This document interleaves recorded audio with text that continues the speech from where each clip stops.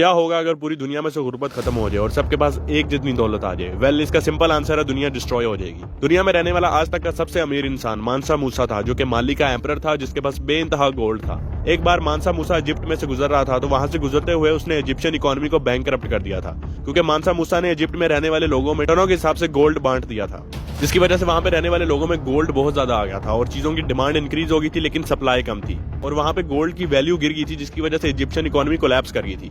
एक इकोनॉमी उस वक्त एग्जिस्ट करती है जब सिस्टम में रहने वाले लोगों में कैश फ्लो चल रहा होता है, अमीर से गरीब, गरीब से अमीर की तरफ पैसा फ्लो कर रहा होता है। इकोनॉमी वर्ड एक्चुअल में लैटिन के वर्ड इकोनॉमिया से निकला है, जिसका मतलब है स्टडी ऑफ लैक, यानी कि इकोनॉमी का मतलब है लैक यानी कमी। अगर सिस्टम में रहने वाले लोगों में किसी को भी पैसे की कमी नहीं होगी तो इकोनॉमी एग्जिस्ट नहीं करेगी।